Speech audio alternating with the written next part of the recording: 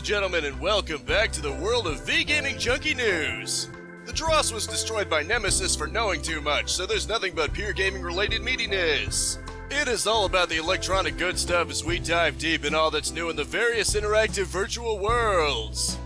So the Epic Games vs. Apple and Google drama is ongoing, with Tim Sweeney saying something very unusual. He seems to think that, quote, what the world really needs right now is a single store that works on all platforms. Seems a little odd to be against monopolies and then seemingly being in favor of one store to rule them all.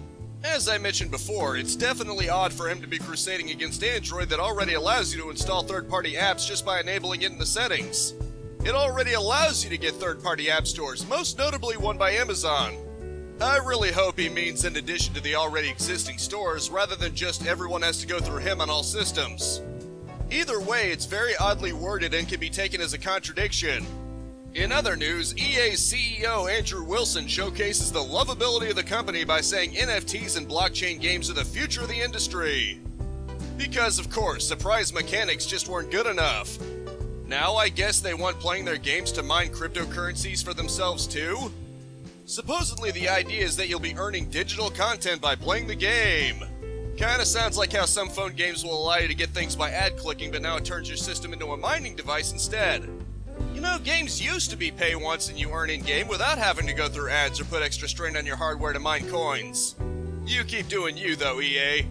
Really proving your reputation isn't deserved, am I right? And so there was a recent major theft in California, and the product stolen was Nvidia GPU cards. Specifically, EVGA has stated that a delivery truck en route from San Francisco to a Southern California distribution center was hijacked and relieved of its contents. The contents specifically are GeForce RTX cards, you know, the ray tracing enabled kind. EVGA recommends checking the serial number of the GPU on their My Products page to see if it's registered and thus hasn't been stolen.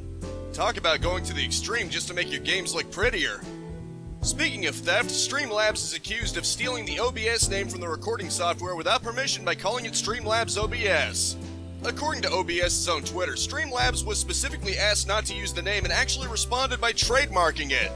This is very significant to me because I use OBS in all my gameplay videos, whether they be Let's Plays or reviews. If this is true, it's a truly deplorable act on Streamlabs' behalf. So this is old news by now, but the GTA trilogy wasn't exactly met favorably upon launch. For many reasons, ranging from a very ugly aesthetic, especially in San Andreas, to overall corner cutting, it would seem the game was just rushed out with no budget. While it may be tempting to blame the developers, it's important to know that this is on Take-Two, who also threatened to sue GTA modders in addition to other nasty behavior. It was even pulled from the PC storefront due to all the numerous problems it's had. It has since been restored to the store and they're apparently making fixes, but this just goes to show how little Take-Two actually cared. It was a hack job designed to make a quick buck rather than pay homage to those beloved titles. At this point, you may as well treat it like a typical movie-based video game. They just slap the name on it to sucker as many people as they can. It's a mindset that really needs to change. Hopefully customers will hold these companies to the fire and start demanding better. At the very least, a remaster shouldn't be worse than the original. I don't think that's a high bar to climb. And speaking of threats to sue, it seems that a YouTuber was threatened over a review.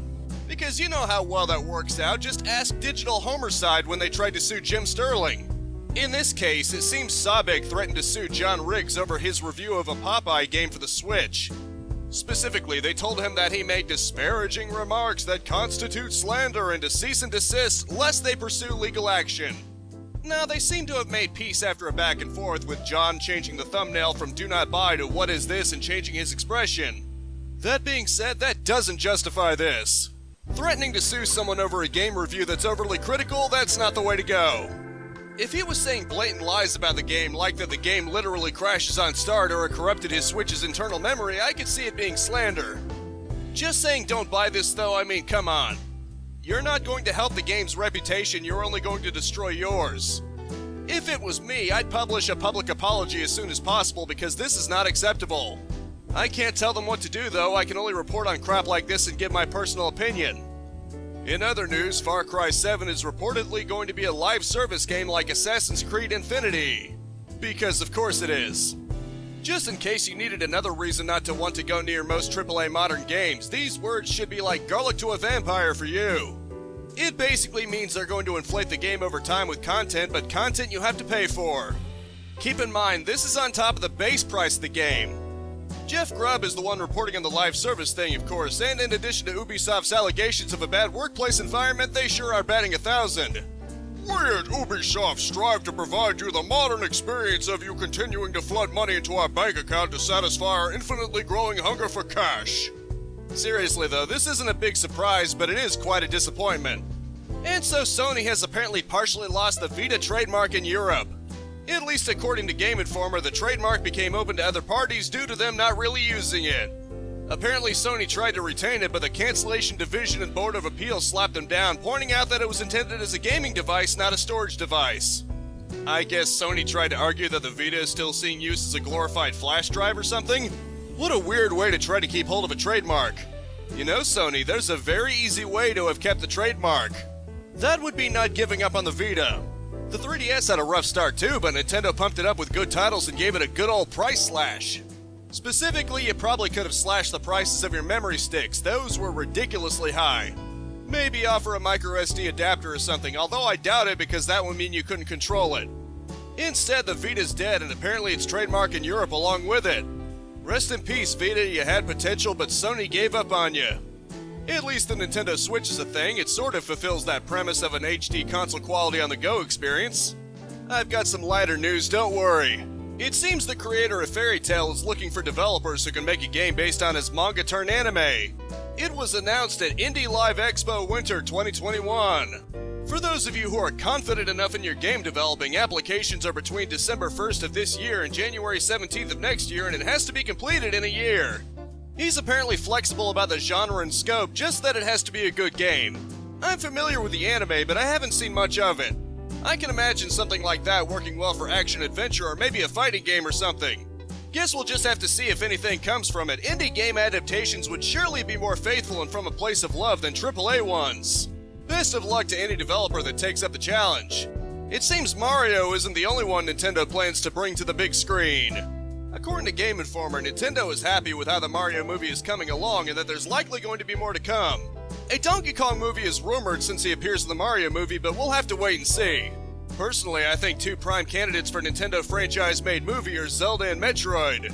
A Metroid movie about Samus's childhood like the manga that was made that spans from her parents being killed to being raised by the Chozo, I would eat that up. Zelda also has a ton of potential for some beautiful backdrops and fighting scenes. I still don't trust modern Hollywood about as far as I can throw them, but in an ideal environment I could see them working out very well, in theory. I hope the Mario movie turns out good, since Nintendo at least seems to like where it's going, and they tend to have a very good track record. At the very least, it probably isn't going to look like Netflix made it, and yes, that was a very shots-fired moment. Finally, speaking of Nintendo, have you ever wanted your Nintendo DS crammed into the size of a Game Boy? Well, first of all, you've clearly gone mad, and secondly, your dreams have just come true. Game Boy Custom took an original Game Boy, threw a Game Boy Advance SP clam over the top of it, and then shoved a DS into that. This veritable Frankenstein's monster looks almost like an old flip phone and works mostly well. I say mostly because the second screen doesn't function as a proper touchscreen. As a result, any game that relies on it is unplayable. Still though, it's a pretty neat redesign of the DS and an interesting example of what modders are capable of. As always, from the page of Games Radar, it's time for the latest batch of release dates fresh out of the oven. The 19th begins with Battlefield 2042 for PC, PlayStation, and Xbox, Mobile Suit Gundam Battle Operation Code Fairy Volume 2 for PlayStation, and Nerf Legends for all major platforms.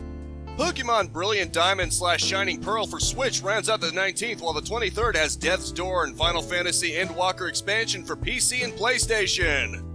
The 26th has Cricket 22, the official Game of the Ashes for PC, PlayStation, and Xbox, while the 30th has Beyond a Steel Sky for the major game consoles. Finally, December 2nd has Anvil Vault Breakers and Century Age of Ashes for PC, as well as Solar Ash for PC and PlayStation. This week's epic freebie until next Thursday is actually a freebie, so it's your lucky day. The first one is Guild of Dungeoneering, a game where you're apparently the Dungeon Master. The second is Kid A Amnesia Exhibition, apparently an upside-down world based on some artwork. Finally, the third is Never Alone Kisima Ingachuna. Apparently that also translates to Never Alone. It's apparently all about Nuna and her fox, and it's a puzzle type of game. And as always, that rounds out this news week. I hope you enjoyed it and were well enough informed. As always, I Let's Play every single day, 10 a.m. and 2 p.m, live stream Mondays and Fridays unless otherwise specified at 4:30 p.m, and I swap between game reviews and game news videos Sundays at 6 p.m. That's Eastern Standard Time, of course. You can always subscribe and insect swarm wrench combo that bell icon if you don't want to worry about keeping track of time zones. A like is always appreciated for the algorithms, but I just hope you genuinely enjoyed it, and that is it for now. Thank you so much for tuning in with me. Spread this video around like the dreaded X-Parasite, and I'll see you next time. Capitalize on life, peace out, have a good one, and I'll see you next week.